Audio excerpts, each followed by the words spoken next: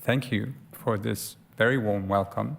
I'm deeply honored and privileged to be the recipient of the Trainor Award, and humbled to be amongst so many who I consider so such fine examples of the craft and the art of diplomacy. And I will take this opportunity to air some of my frustrations as well as some of the hopes that I have. It sort of reminds me, a few months ago, I had the distinct privilege of meeting Pope Francis in the Vatican. And I slumped before him, and I said to him, "Your Holiness, normally people come and complain to me, and I have no one to complain to. Today I'm coming to complain to you." And he threw up his hands and he said, "Who do I have to complain to myself?" And I looked at him and I said, "It's fairly obvious."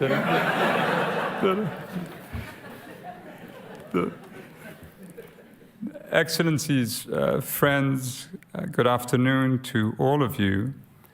A new era is unfolding before us. We find ourselves in a political earthquake zone. To many of us, it appears the international system could become dangerously unstable. Fresh shocks are opening up unsuspected fault lines. Weight-bearing pillars are in danger of collapse. Our humanitarian colleagues are being asked to do the impossible as the number and scale of raging conflicts continue to cause immense suffering and force unprecedented numbers of people to flee their homes. Violent groups of inconceivable brutality are still emerging from the furnace of wars, and countries in southern Africa are struggling with catastrophic drought. It is difficult to overstate the gravity of these and other crises which we currently face. Yet, rather than dealing with them, we seem to be turning away and looking inwards. These and other emergencies are accompanied by an intensifying breakdown in the basic consensus embedded in key international and regional institutions, a consensus which for decades maintained, supported, and regulated the relations between states and their behavior. That system was always flawed, but for more than 70 years it had the undeniable advantage of staving off the prospect of World War III. Now we are witnessing a sudden and massive erosion of the commitments underpinning it. A few months ago, I gave a short speech in the Netherlands in which I named a number of political leaders whose discriminatory and alarming rhetoric seemed based on a vision of a supposedly pure, illusory past. Some weeks later, the French presidential candidate, Marine Le Pen, responded with an open letter that I think clearly illustrates the differences between our worldviews. Madame Le Pen's central point is the assertion that within her political positioning, and I quote, "There is no resentment against anyone, no desire for nostalgia, but the simple desire, democratically expressed serenely and peacefully, to protect and amplify our culture, and quite simply to continue to exist," end quote. The question is, protect it from what?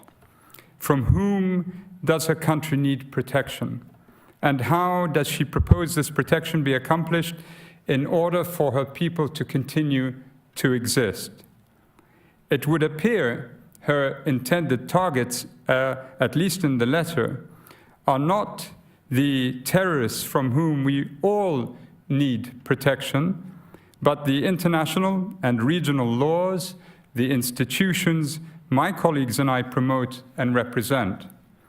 She writes that we form, and I quote again, a global hyperclass, a caste which scorns people or scorns peoples and thus human beings, their diversity and specific riches, end quote. There is a curious paradox in this vocal defense of diversity, because it is common knowledge that or the immigrant population in France is targeted by Le Pen's National Front Party, which manifests evident intolerance of diverse customs, beliefs, and modes of thought. In attempting to understand this apparent contradiction, I cast back to the thinking of the German jurist Carl Schmitt, who in the interwar period theorized an ideal world made up of nations of homogeneous peoples, sharply demarcated, cleansed of outsiders, and deeply bonded with a specific land. Diversity was acceptable between states, but not within them. A sovereign had a duty to identify and eliminate outsiders according to Schmitt's thinking.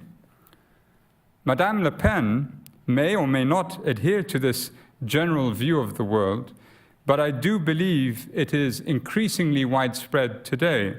And it is evident in the growing drive to protectionism, unilateralism, proclamations of national or religious purity, and rejection of what some have taken to calling so-called international law.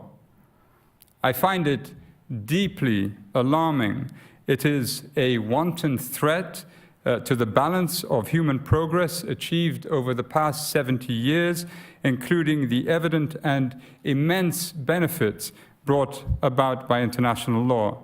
It undermines not only development, but also peace. Today's nationalists seem perhaps deliberately to feed off the threat of terrorism. Terrorist violence is real, and it is also foul. But the nationalists fail to acknowledge that the perpetrators of most recent terrorist attacks are takfiris, who have taken up a militant ideology clearly identified. The vast majority of Muslims are not takfiris, not in France or here in the United States or anywhere else, nor do they come even close to supporting the takfiris, who have murdered tens of thousands of Muslims and displaced hundreds of thousands of others in the pursuit of their ideology. To thwart the takfiris, would it not be far smarter to tap into the huge number of Muslims who despise them, instead of alienating the very group most likely to unmask their operations? Imprecision can be a blunt and terrible instrument. After all, when victims are dishonored by those who exploit their very real suffering for political purpose, is that not imprecision in its most cynical form? Second to absolute power alone, it is fabricated or exaggerated victimhood which corrupts absolutely. Tragically, it also remains very much part of the political seducer's art.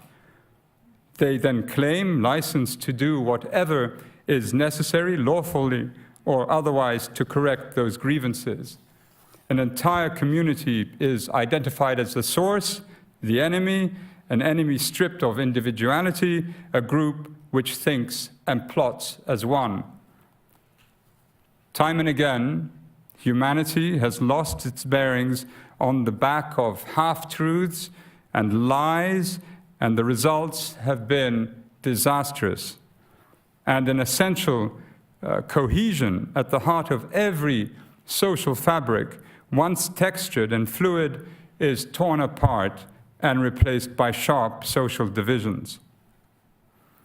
The last speech I delivered in Washington was at the Holocaust Museum in 2015. Our collective historical experience with the lethality of anti-Semitism in producing the colossal crime the Holocaust against the Jewry of Europe imparts lessons every political leader everywhere should never lose sight of.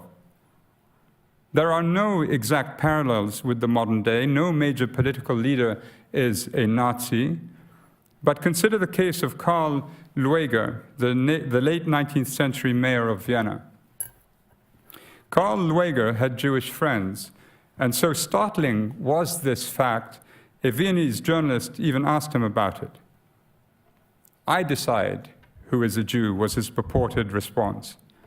That Lueger was one of the most rabid and consequential anti-Semites of the late 19th century was no contradiction to him, because his anti-Semitism was most probably never a matter of conviction. Karl Lueger merely recognized how anti-Semitism, framed or fanned in the right circumstances, could yield enormous political dividends. Ballots would rain down on whatever political figure most effectively whipped up the winds of hatred. The formula was clear: claim to represent an anxious group, amplify their grievances and sense of victimhood with slurs and outright lies directed against a community perceived as outsiders on the basis of race, color, sex, language, religion, political or other opinion, national or social origin, property, birth, or any other arbitrary status. Persevere until the community is seen as homogeneous, somehow collectively perverse in thought and deed. Do it all skillfully, and the first lock toward political ascendancy is picked. But at what cost, ultimately? And what of the rights of those against whom the persecution is aimed? In Karl Lueger's case, this device inspired, shortly before World War I, a young face in the Viennese crowd listening eagerly, absorbing Lueger's peddling of hate, a man who in September 1939 plunged the world into an inferno. Today's nationalisms, with their hatreds in tow, are different, but perhaps not different enough.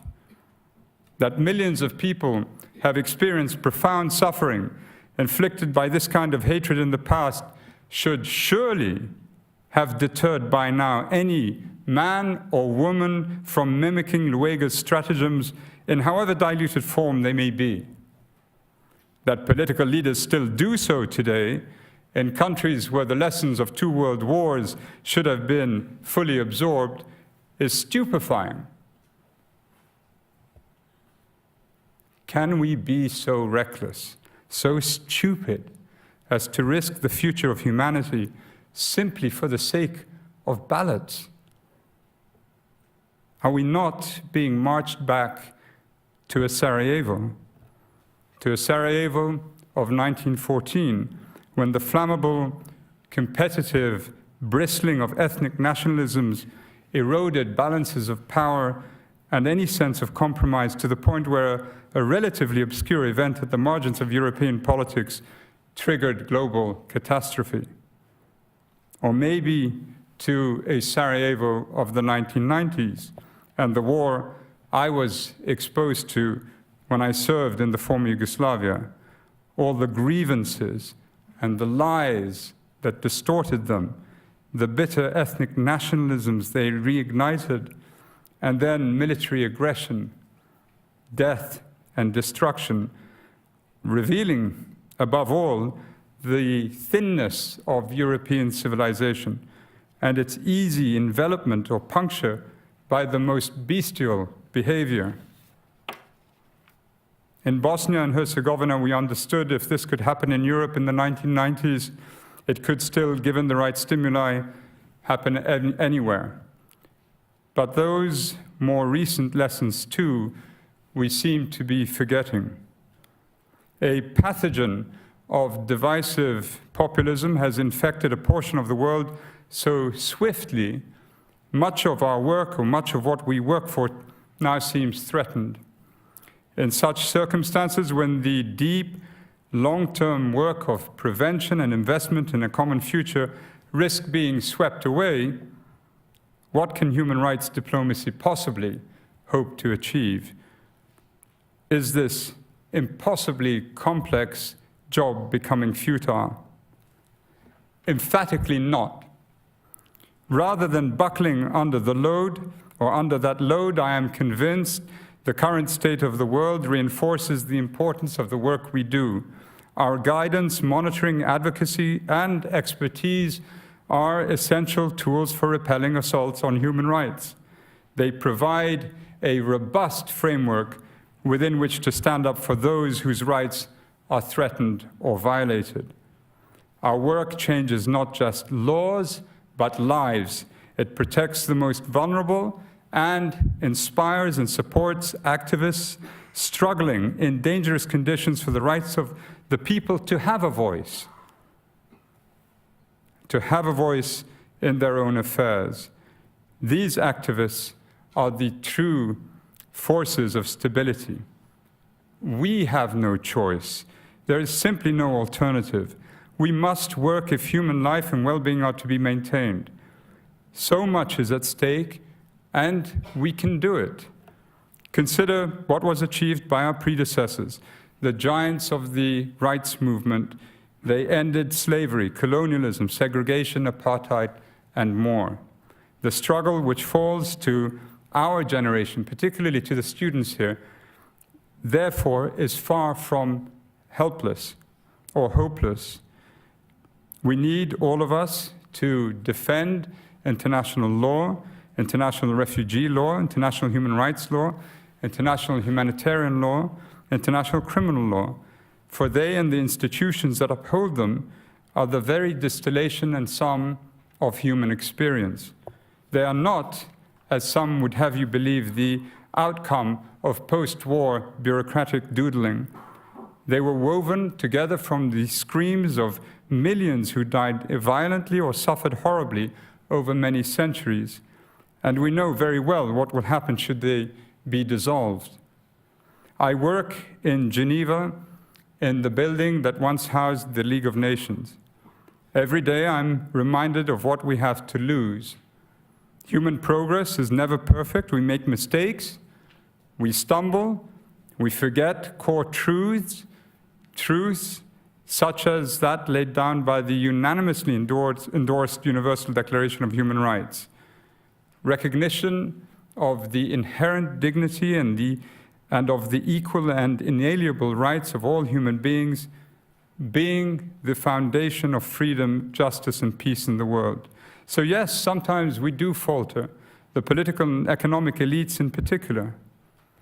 But if we lash out blindly at each other and bring the whole house down, crashing around us, so expensive will be the price paid by humanity, we could place ourselves well beyond recovery. I want, ladies and gentlemen, to belong to a rights-based movement of human beings, one that cares for everyone, stands up for everyone, and will march whenever and wherever it is needed. And surely what we saw on the 21st of January was the clearest expression of a common human faith. I want to be one of those who speaks up on every occasion, stands up to defend the rights of everyone, peacefully, and especially those most vulnerable. I want to believe the human impulse toward a greater good will always eclipse those menacing instincts lying deep within all of us that make us vulnerable to suggestion. I want to be part of a movement beyond my affiliations to family, to tribe, or nationality, beyond my ethnicity, race, religion, or gender, my professional affiliation, my sexual orientation, or the like. To put it another way, ladies and gentlemen, eclipsing all the other identities I may have, I want to feel human first, and I want you to feel this too. Please join me, and I thank you so much.